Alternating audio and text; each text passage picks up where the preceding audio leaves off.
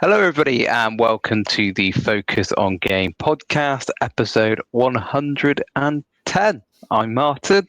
Hello, Duncan. Hello. Evening. Evening. Tom's gone. I'm back in. Yep. Swap one out for the other. I don't think anybody's ever seen you in the same room, so No, could be the same person. So, yeah, gaming. Yay! Last week we had the interview with Grant Sinclair, which we will be reviewing his gamer cards soon. Hopefully, we believe we're getting a review unit, so that'll be nice. But yeah, it showed us on the video. Wasn't on our video. It was looks quite good. Something you can slip in the back pocket and take with you wherever you want. So yeah. Anyway, in terms of gaming, now I have been playing quite a few games this week. Last week, obviously, we didn't talk about what we've been playing, but mostly I'd been playing Dragon Age, Veilguard still, but I'd already talked about that. And I thought, I'm not going to be playing much now. I'm just going to be playing that for a while because I'm still playing through it.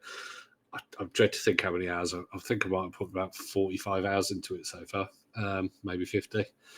But then a game popped up on Game Pass, and I completely incorrectly presumed that it was similar to another game of the same name-ish or similar name. And it's Deep Rock Galactic Survivor. Now, have you played Deep Rock Galactic? I have very briefly. Yeah, yes. This is when you're in when you do mining, isn't it? Yeah.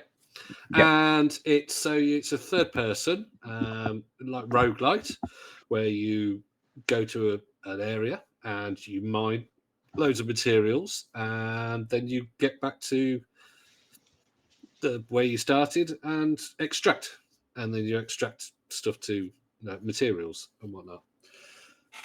Now, I didn't realise, but Deep Rock Galactic Survivor is a completely different style of game, although has the core of Deep Rock Galactic.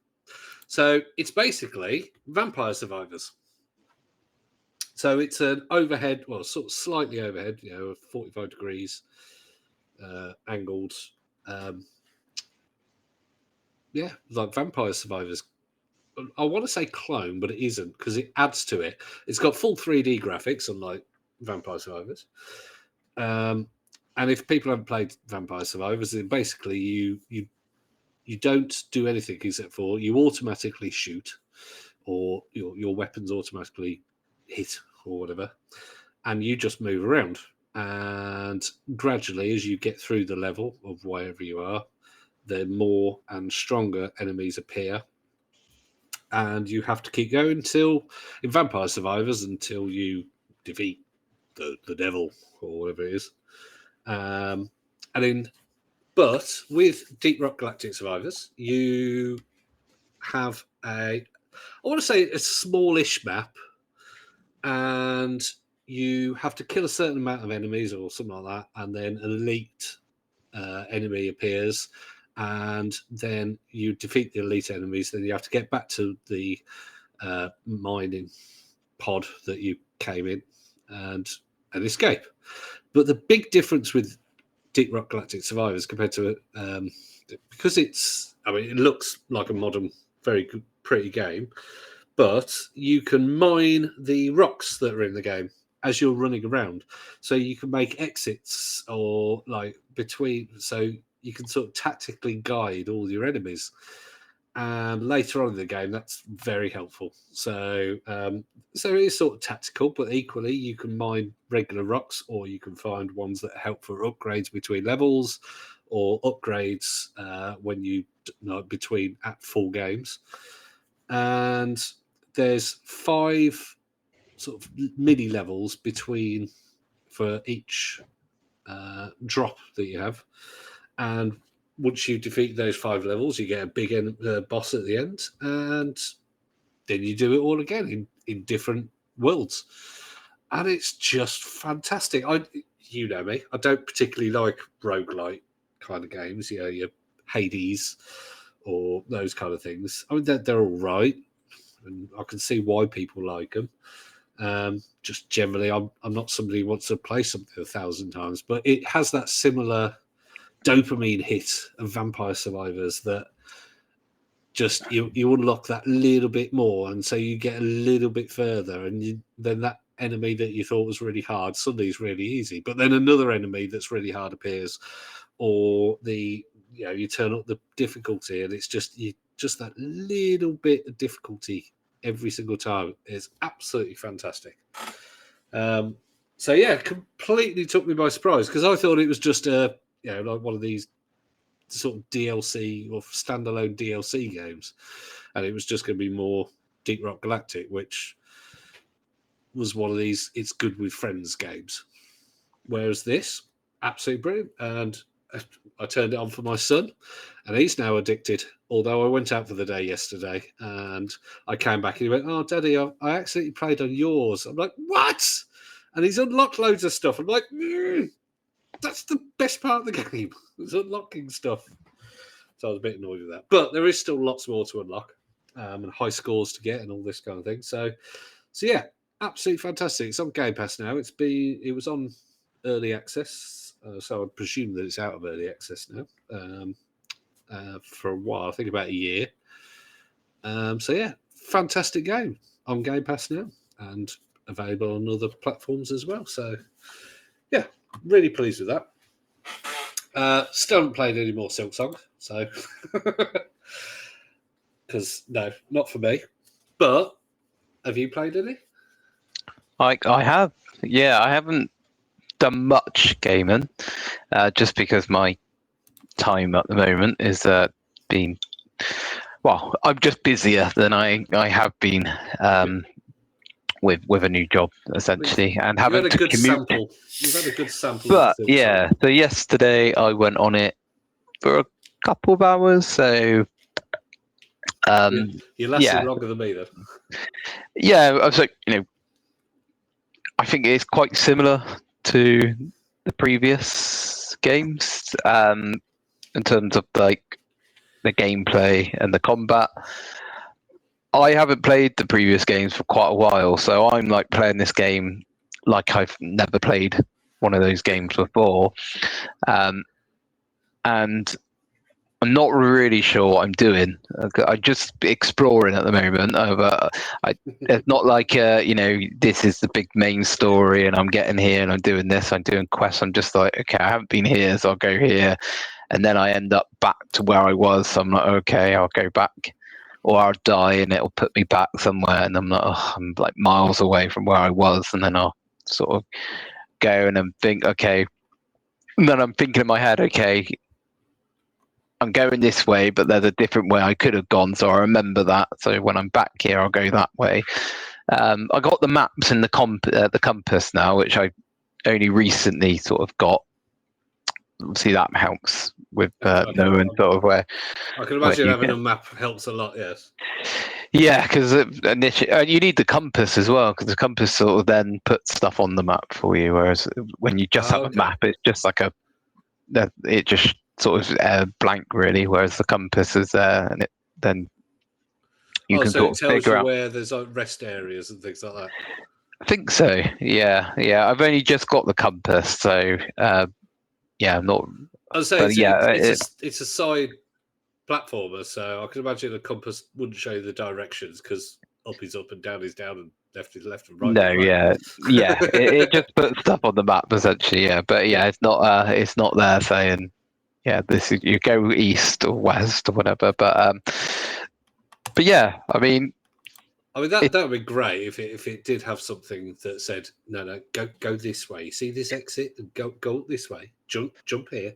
That's it. Jump on there. And if it had that, I'd probably play a bit more. But the fact that it is a sort of here's a world, have at it.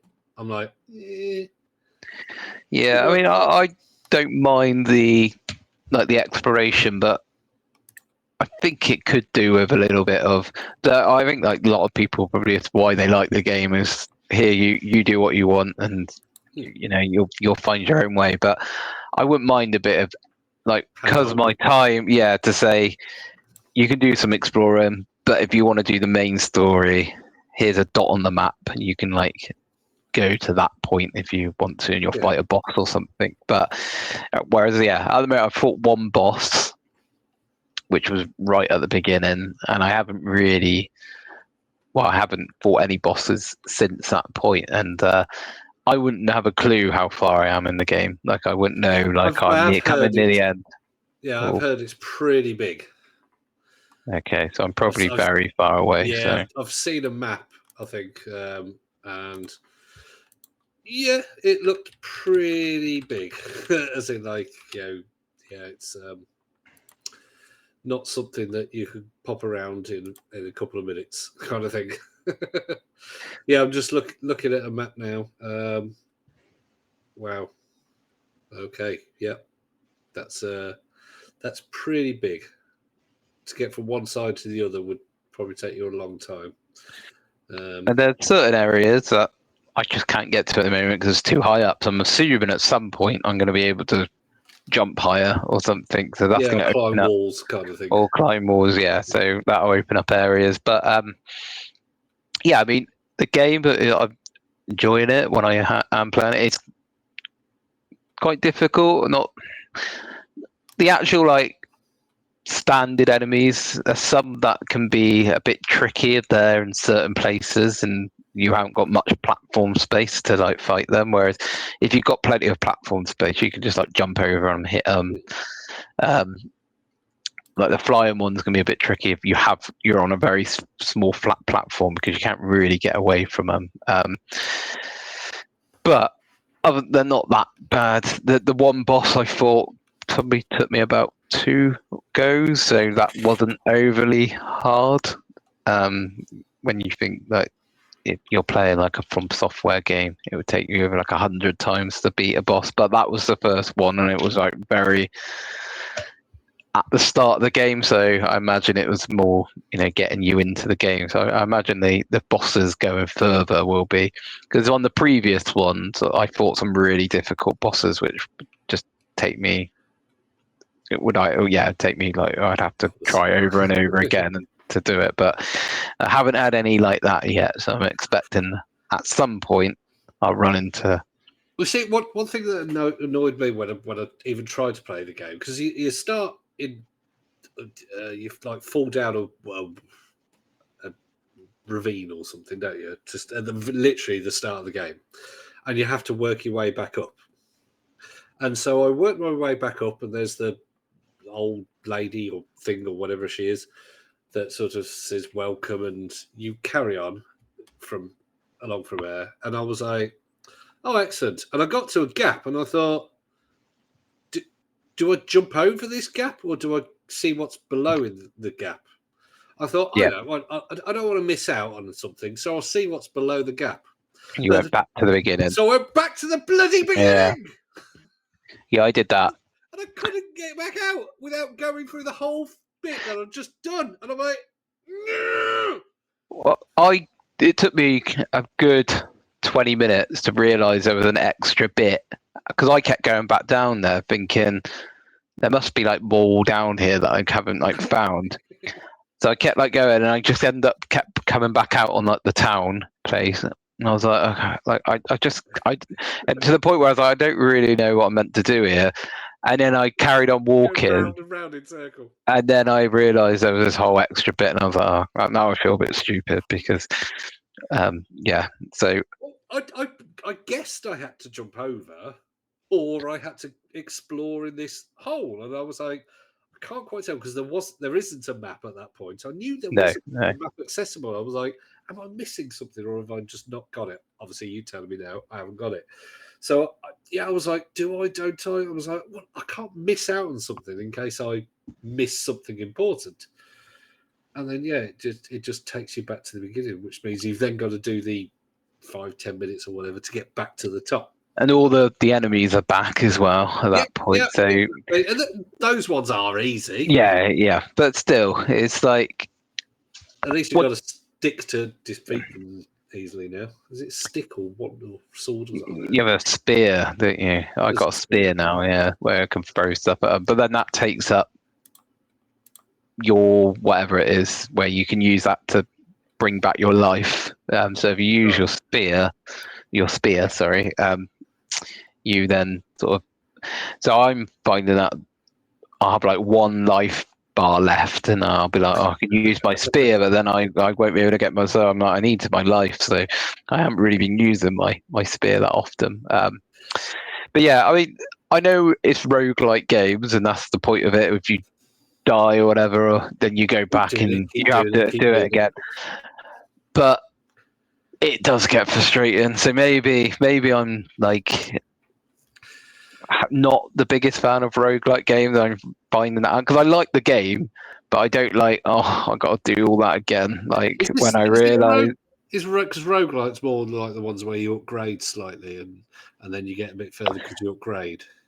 Well, no. Well, I don't know what you would call it, but Metroidvania. where you die and then you come back and then Yeah, yeah. and I'd then say it's all the more. enemies are back and you're like, oh, I'm like absolutely miles away of where I was, and I got to go through all that again to get to like an X point. Yeah. But That was the thing. I did that thing where I had to go back to the beginning and then back round, and I was like, okay, I'll jump over that. Carried on, and then I died, and I went all the way back to her. I'm like, why couldn't you just put me back like one screen or something? yeah, Why put me back all that way when I've got to go all the way that I've gone now? It's like, I think we've just been treated to modern games where you die and you just come back straight where you were, and you're like, right. Whereas back in the, when we were playing games back in the 90s or whatever, especially like Crash Bandicoots or whatever, when you're all Sonics, where you would have a checkpoint and you would get really or Donkey Kong Country was always a good example, because if you didn't play it on the Wii U, where you could do like what do you call it, where you can like save state. Yeah, where you can save it at a certain point, whereas obviously in the original game you didn't do that, and you would get really nervous when you know that you were really far past the checkpoint, because you go, thinking, if I die now, I don't have the heart or the will to go back and do all of this again. So when you got to a checkpoint, it actually felt. So yeah, now I think because of maybe that trauma of those games, now when it happens on a modern game, I'm like, oh god, like I can't do all that again. I just want to like just go back and where I was immediately and fight that boss again, exactly in the same place. So that's Prince of Persia. I played the rogue one, and I lost against the first boss. Absolutely destroyed me, and I was like, okay, I just want to. And it put me back, and I was like, oh, like, I just want to, I just turned it off because I was like, I'm really frustrated, and I want to take my frustration out on fighting that boss over and over again, and it's not allowing me to do that. And I was like, I'm just turning it off because I can't be bothered to go through. Yeah, as dads who have got kids, I mean, my kids are older than yours, so it's not quite so bad for me. But you've got young kids, you ain't got time to be, trying something 30 times. You want to shoot something in the face or punch something to death or whatever, and then maybe try it once again.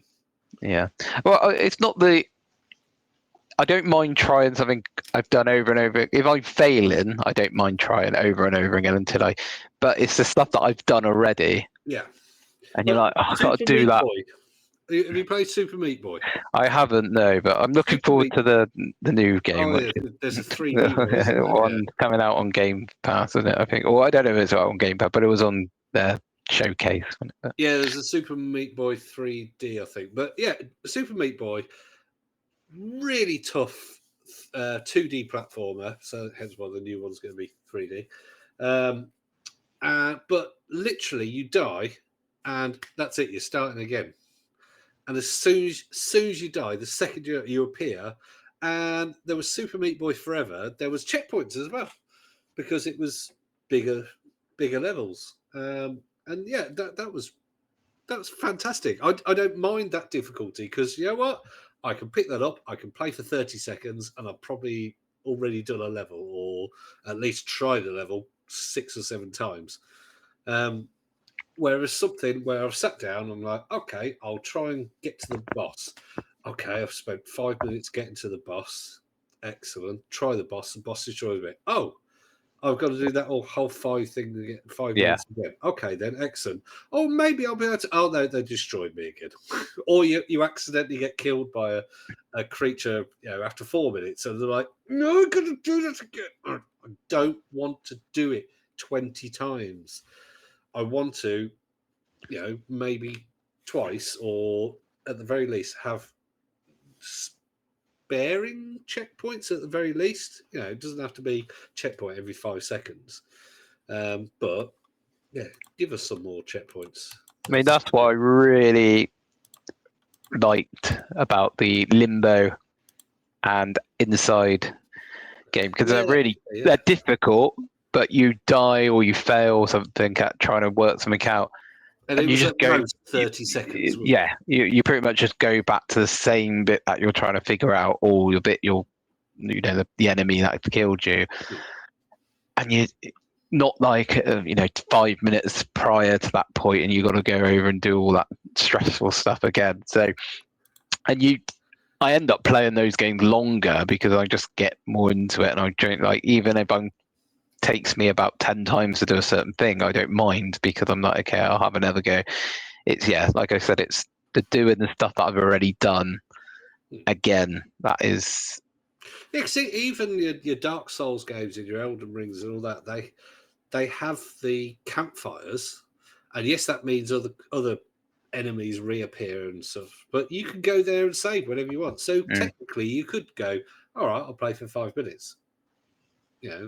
Okay, if you got a big boss that takes 10 minutes to defeat, and you've got to try it.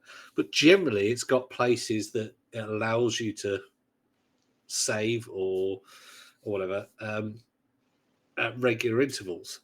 And if you're finding a particular boss difficult, and there's you can go, oh, there's a boss there, I don't want to go near them, I will find a bonfire, or however it says in Elden Ring. I don't know. I can't remember. Is it bonfires in Elden Ring? I can't remember. Yeah, I think so. I think Yeah. So just go and find a bonfire, save, then go and take on the boss. But cutscenes. Have it as an accessibility thing.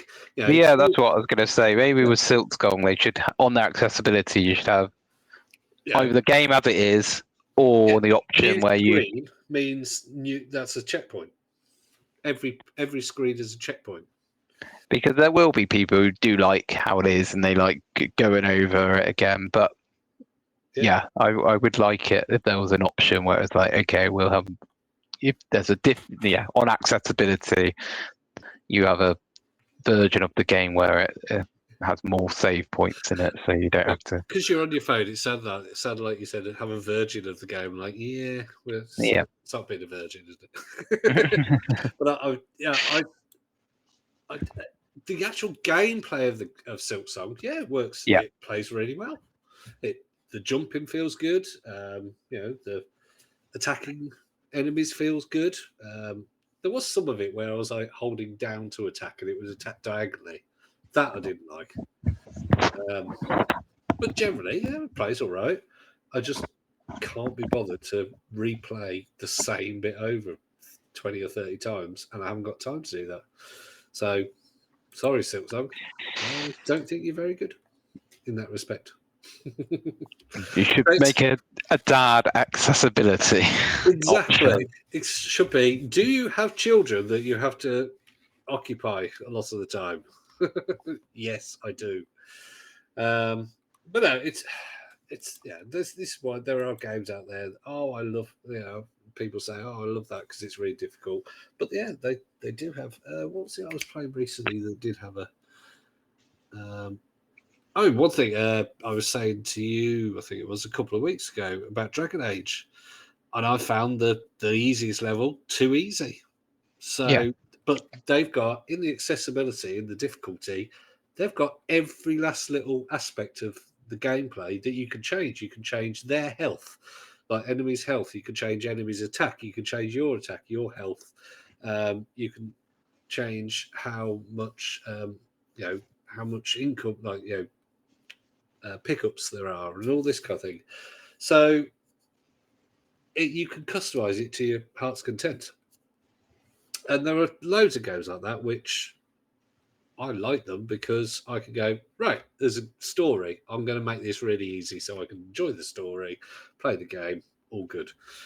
But something like Silksong or Deep Rock Galactic Survivor, well, Silksong has got a story, but Deep Rock Galactic Survivor, blah, blah, it's a mouthful every time I say it.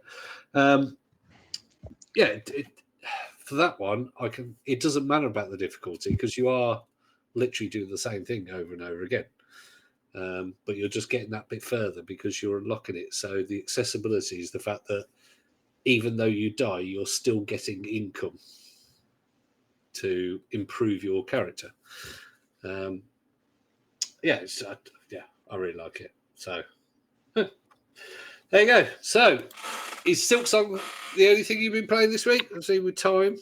It has been. I might try that Deep Star game out there. You have Deep Rock Galactic. It's available on Game Pass, but it's also apparently it's won awards on Steam Deck for being really good. So it's on PC. Is it multiplayer like the previous one? Oh, I don't know. Actually, I think it might be able to be. I will have a quick look. But on Game Pass at the moment, because you've got kids, if you've got kids that do want to have a game and they want to play GTA, then on Game Pass is a game actually I've owned for I think over a year. Is Wobbly Life. Now it is referred to on lots of news things as a GTA for kids, and that's pretty accurate, really. It's you have like a jelly character. It's not jelly like Human Fall Flat, but still sort of slightly wobbly, slightly jellified character who you can dress up, and there's lots of skins and all this kind of thing. But it's an open world, very colourful, very basic but colourful, where you can jump in vehicles, you can go in various buildings. Now, Deep Rock Galactic Survivor is not multiplayer; it is single player only. So okay. So Wobbly Life, you can get jobs, so you can make pizzas, you can go mining. There's loads of things to do. It was released quite a few years ago, but the developers have added a lot of things to it since it first came out. It came out in 2020, so it's 5 years old already. They just kept adding things to it, and you can get hats and outfits, and as I said, making money. And it's just an absolutely fantastic little game for kids, and it is also multiplayer. Although I remember trying to play it with multiplayer with my son and my niece, who are the same age, and playing together was the frame rate and stuff wasn't great, so it wasn't particularly great on Xbox Series X. But that was the last time I played it multiplayer was probably a couple of months after I bought it, so maybe around a year ago. I'd highly recommend anybody with kids to play it, especially if they're like, oh, I want to play GTA, and you're like, nope. I'm afraid male rape is not something that is probably suitable for you, and violence and whatnot. So it is just like 100% suitable for children. And I highly recommend it. It's a really good game. Enjoy. So how old's your oldest? She is 7. Just there you go. Just 7. Might be one that she might enjoy. But there we go. I thought all yours were like under 5, but that's good. Yeah, 7 as of this month, and then I got a 4-year-old and a 2-year-old. The other two are quite young. But, yeah. Okay. Well, in some other news, I couldn't talk about this last week because we had the interview, but have you seen that there was a teaser for the Super Mario movie 2? No, I didn't. Ah, So this is so new to me. I quite like the one that came out a couple of years ago. I thought it was really good. I ended up seeing it in the movies with my son at the theatre, and yeah, I thought it was great.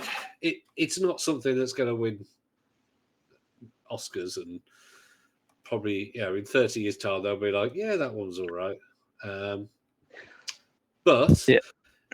it is not called Super Mario Brothers Movie 2. It has a name related to Mario. So Ooh, what do you think it's called? Have it's a related. guess. It's related to Mario. Yeah, so if it was, let's say this, if it was the Super Mario Brothers World movie, what do you think the sequel would be? Mario Brothers World. If the first one was the world, because it's the sequel, Oh, it's called Galaxy, the the Super universe. Mario Galaxy movie. There you Yes. go. So it's I don't know when it's meant to be coming out. I think it's middle of next year. So it's probably like a summer movie next year. But yeah, so fantastic. I think hopefully if it's written by the same people and has the same characters, I think it'll be quite good. I'm just looking it up. Yes, it is the same person who wrote the first one. He also wrote Lego Movie 2 and Minions: The Rise of Gru. So not too bad. Not too bad a history. Yep. So yeah, I'm just looking up. April 3rd, 2026. It's due to be out. So yeah, you've got what's that? 6 months. 6 months There you time. go. Yeah, I'm quite looking forward to it. There is a trailer available, but it is just a teaser trailer, so there's not really much in it. And to be honest, it's been about 2 weeks since I saw it the day after it came out, so it's been a while since I've seen it. So I can't tell you what's in it. You'll have to look it up yourself. So what else has been in news? Borderlands 4 has been released. Now, none of us have got it. I'm still going through Borderlands 3, to be honest, which apparently Borderlands 4 has got very good reviews. But there has been problems with performance on PC, which apparently even people with top CPUs and RTX 5090s are having stuttering and frame rate issues. And unfortunately, Randy Pitchford, rather than come out and going, "Oh yeah, sorry about that," well, you could turn it down a bit until we optimize it a bit more, has come out and gone, "Well, it's fine." It's basically, he's basically said, "The game is the game. If you don't want it, if you don't like it, get a refund." There you Fair enough. go. He literally said, "I would not put a Ferrari engine in a monster truck and expect it to drive like a Ferrari." There you go. So, yeah. Yeah. There you go. Although So he did apologise to PS5 Pro users, say somebody put, "I'm having bad performance issues on PS5 Pro. Where can I get a more powerful PS5 from?" And he's put no issue of there's a performance dropping on PS5 Pro after several hours of continuous play. So he said, "Quit game and restart is a workaround. Sorry." So yeah, so a bit of a mix of sort of, oh, here's a workaround. So there are issues, but the reviews have been very good. Yeah, it's in the 80s on Metacritic, and yeah, not too bad. I can't wait to get it when it's massively reduced in about a year's time, or hopefully on Game Pass. But I do like the Borderlands games, and this apparently it has a proper open world, whereas Borderlands 2, Borderlands 3, they have very large open sections, but they are open sections. Whereas this one is one big open world, apparently. So, yeah, not too bad. Right, next one. There has been a bit of a backlash, apparently. Super Mario, actually, probably should have talked about this after Super Mario Galaxy movie. But Super Mario Galaxy and Super Mario Galaxy 2 are coming to Nintendo Switch. And it's been a little bit of moaning because the prices. Now, I've got the prices in the UK, and I told you not to look them up. So you can buy each game separately, or you can buy them as a 2-game bundle. How much do you think they are, and how much would you pay for individual or both games? Okay. How much do you think they are first? So as a bundle, so Super Mario Galaxy and Super Mario Galaxy 2. And 2, yeah. I'm going to say £100 £100. Okay. for that because you got 2 games. So then do you think individually they'd probably be what, £55-60, or maybe so? I think individually, I think Super Mario Galaxy 2 will be more. I think that'll be like 70, Okay. 60, £70. Okay. How much was pay? I mean, I don't really pay because I got Game Pass. I don't really ever pay for games. But I don't if really pay for games. I just pirate everything. Hey, Nintendo. If I was, I don't know. I would for the bundle. I would be happy to say like £70 to get 2 games out of that. Okay, well you'll be glad individually, but these maybe 50 for the count too. You have overestimated. Oh. They are £35 each, or £59 for the bundle. Why is people moaning about that? Yeah, you think that's there's been backlash about the price. I can understand why someone would moan about the original Galaxy being, but I don't know why you would moan about paying £35 for Galaxy 2. Now, do you say that because it's a very good game and a big game? But it's not. It's a brand new game, isn't it? Super Mario Galaxy 2. No, is it? No. Oh, I'm thinking of Odyssey. Oh, you're thinking of Odyssey. Oh, all that stuff we just talked about. Yeah, it's gone out the window. So I thought that they were literally bringing out Odyssey, the new Odyssey with the old Odyssey. That's why I was okay. Super Mario Galaxy came out in 2010. Okay. Yeah, okay, I can see why people were upset by that. I probably would pay about £20, £40 for both, £20 individually. Yeah, so, not 35 and 70. But. Yeah, so these are 2007 and 2010 Super Mario Galaxy games, and they're almost 20 years old. That's for the digital versions as well.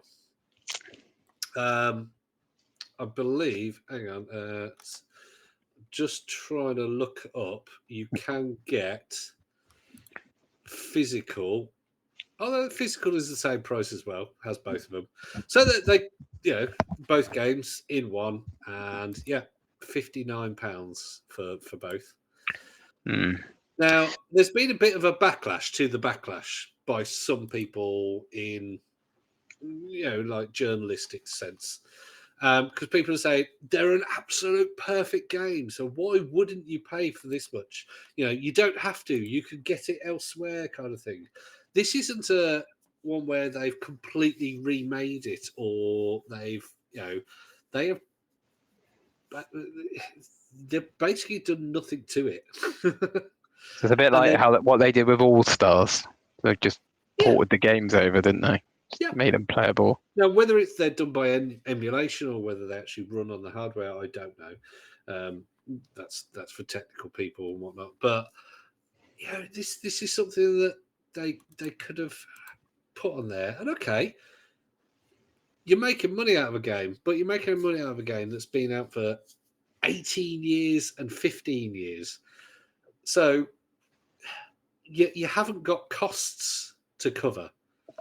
So even if you did, if this was a game that was £60 15 years ago, then your costs of, I mean, for a start, physical costs of, and all this kind of thing. People say, yes, you've got servers to keep the digital things on, files and whatnot. But yeah, just £35 is a lot, I think, and £59. Yeah. When you could probably get a Nintendo Wii with both Galaxy games for around £30, £40 in the UK. So I'm just now very conscious that people are going to be listening to this podcast, and my initial answer, they'll be like, "What? He would pay £100 for Galaxy 1 and 2?" Yes, and hopefully they would have listened on and realised I had made a grave mistake in my. I'm not editing all that out. No, you did think that it was a brand new game. Yeah, I thought it was Odyssey coming out with Odyssey 2, and then when you said about the price, I was thinking like that's really cheap for like Nintendo, considering how much Mario Kart World was. But then when you said that it was my then it clicked. I was like, oh, actually, yeah, you're talking about a game that's almost 20 years old. So, but yeah, it is. But then All Stars was expensive, but they did bring out. There was like multiple games in that one, didn't they? Because it was Mario 64, Sunshine. Did they have the Galaxies on that? They might. I think they had the Galaxies on that, didn't they? But yeah, I mean, if they remastered it, I could understand. Like people would be, you could charge a bit more because you're getting those games with the updated sort of hardware. But yeah, if they're just porting it over, then it is taking advantage of their fans. But apparently, there has been an update, a free update on Nintendo Switch 2. Will allow the games to be played with Joy-Con mouse controls. Ugh. Well, they were Wii games originally, weren't they? So the controls will be. I don't know how they'll be similar to that, yeah. But yeah, Super Mario. Yeah, the games will run at 1080p in docked mode. So there have been certain things with like high resolution textures. The user interface has been updated, that kind of thing. But it's not the costs of making a game. Yeah. And yes, okay, it's not the price of a full game, but I just, like you said, I'm not saying give them away for a $5, but £20, I think £40. Yeah, I think you hit the nail on the head after your original faux pas. £100. You hit the nail on the head, I think, with £20 and £40. Yeah. So that'd be $26, or maybe like £25 or £40 together, and then you're making a bit of a saving if you buy them both. But yeah, better than the £100 and £70. Don't worry, I'll put in the description something about sort of make sure you listen to the rest of Martin's realization. Maybe I'll just put in the description after Martin says the price, turn off and never listen again. Yeah, maybe to do a clickbait like you will not believe Martin's opinion. Listen to the end to see what he really thinks. Anyway, £100, a good price.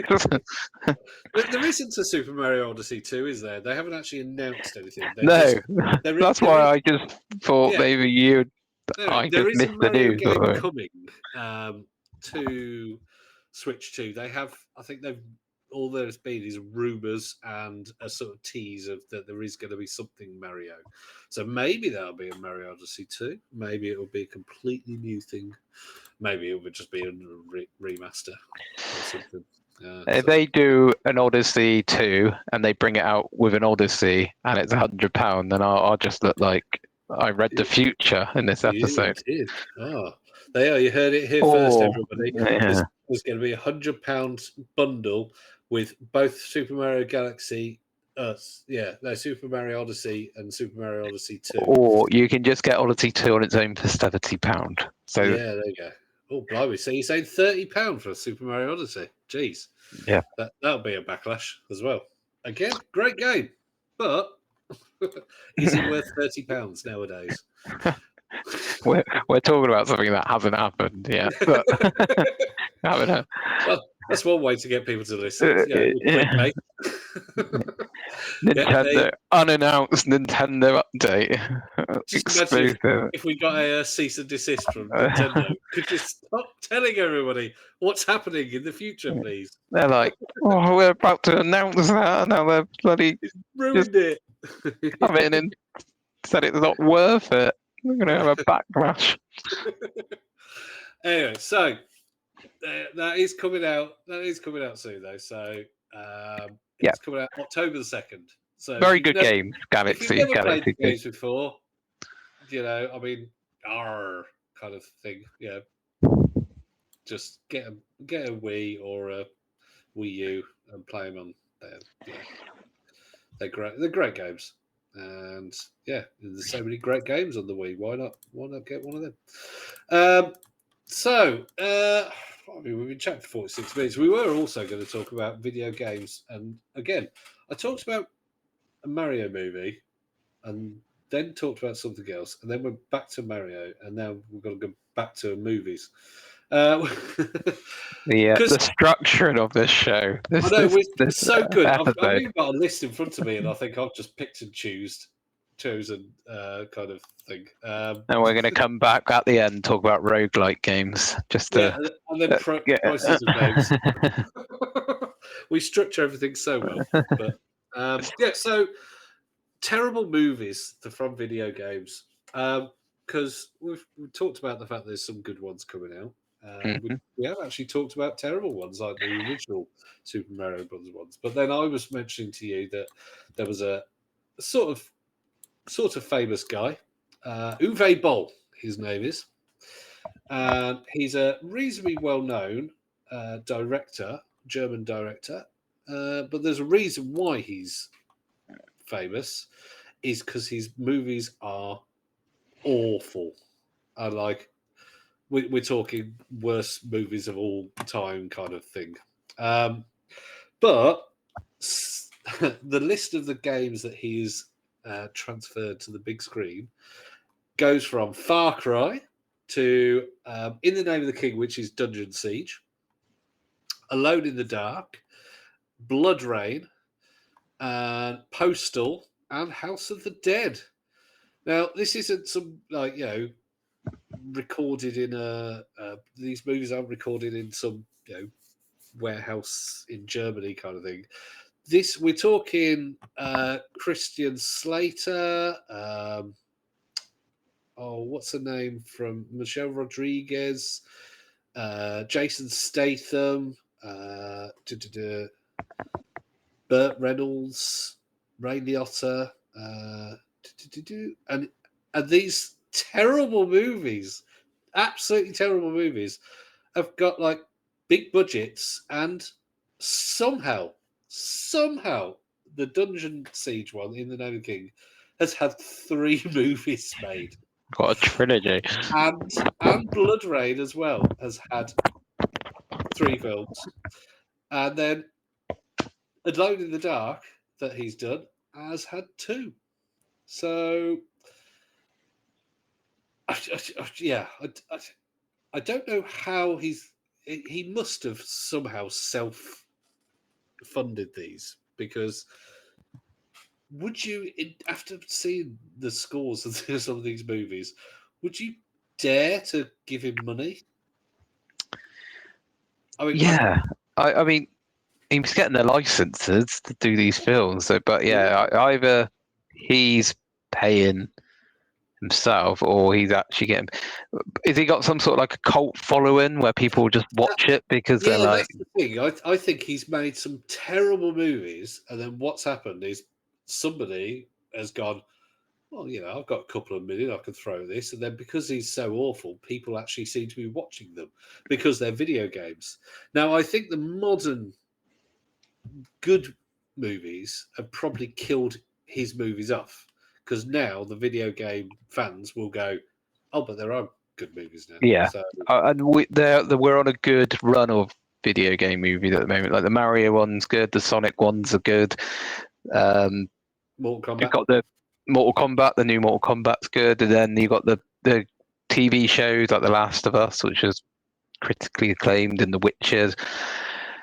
But well, yeah, there was when I guess he was the beneficiary of having Street Fighter coming out and the Mortal Kombat's of the 90s and the Mario, the original Mario film of the 80s, where it was just bad film after bad film after bad film, and then his film Now, probably just looked normal to them. But well, funnily enough, as well, video game, because he does a lot of video game films, he has actually got a trilogy of films called Rampage, which, for those that don't know, Rampage was a game that was in arcades and on very like 8-bit consoles and whatnot, and you had buildings and you had giant smash them up, like gorillas or dragons, Godzilla-like. Yeah, what are they called Ganji, something like that. Anyway, those that would climb up the side, and you'd have to punch parts of the building until it fell down.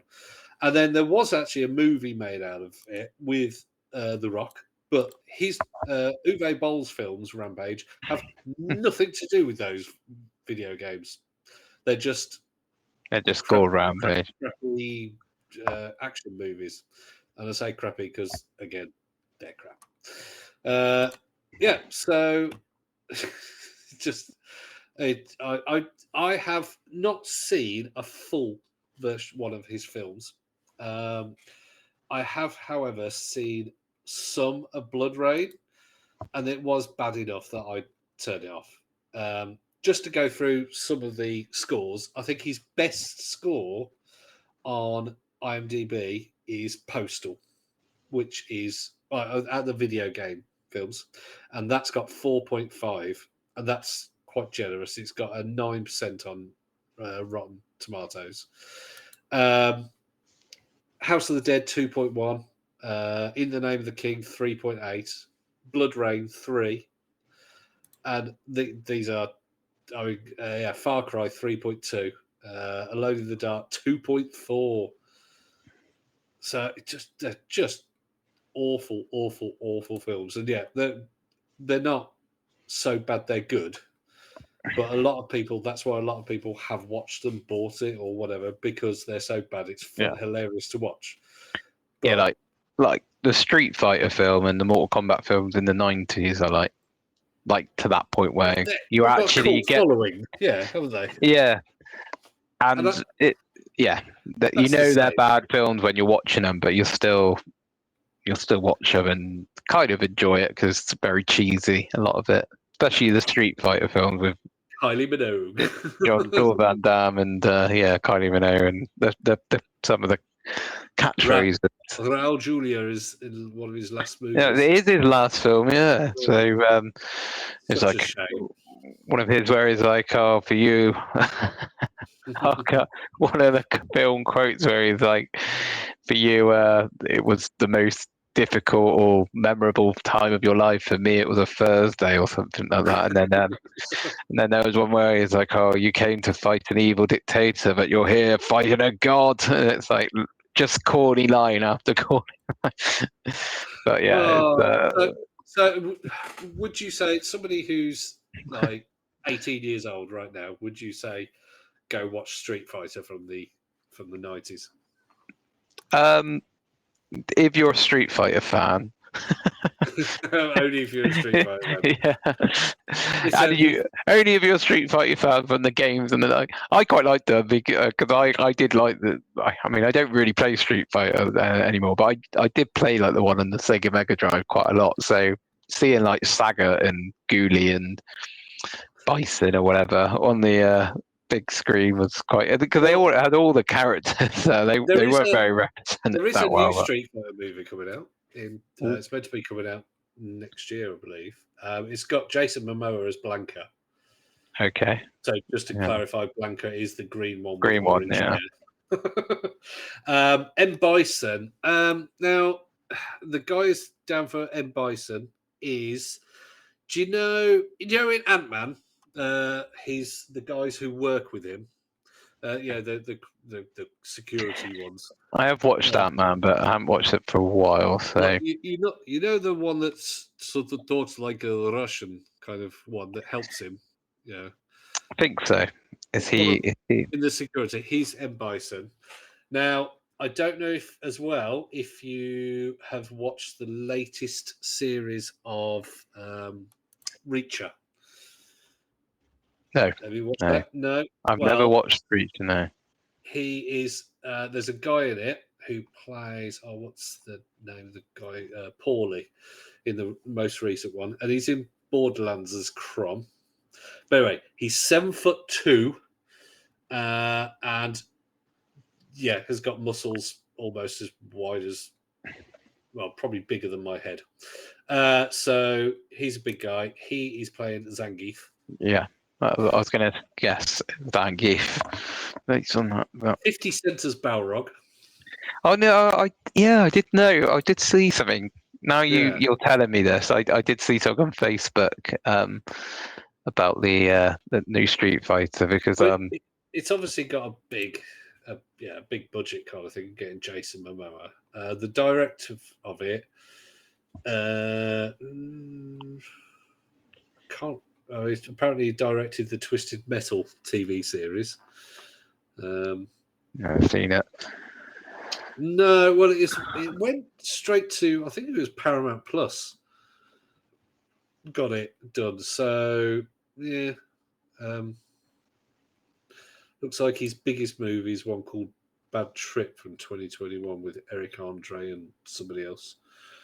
Like cheesy comedy, road trip comedy. In terms of the writer, but yeah, will it be that good? I don't think so. Oh, apparently the writer of Captain America Brave New World is writing it. Great. Because that was a brilliant film.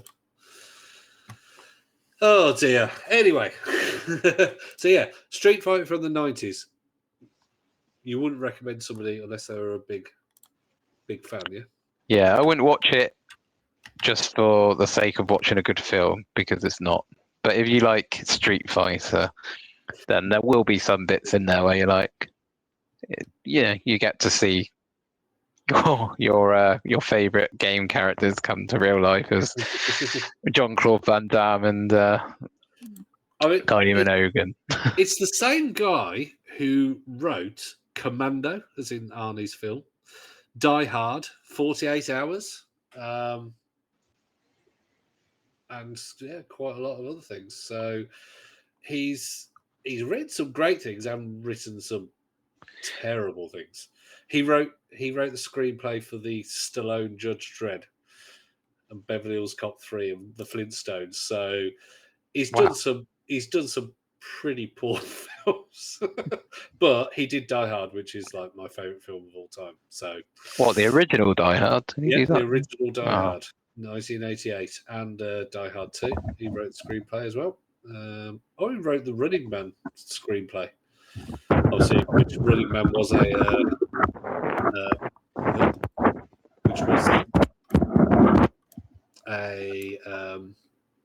Arnie.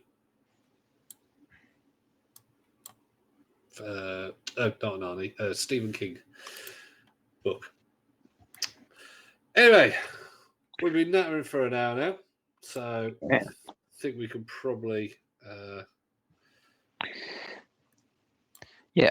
think wrap this up after we've. Then we can go off and watch some Uwe Boll movies.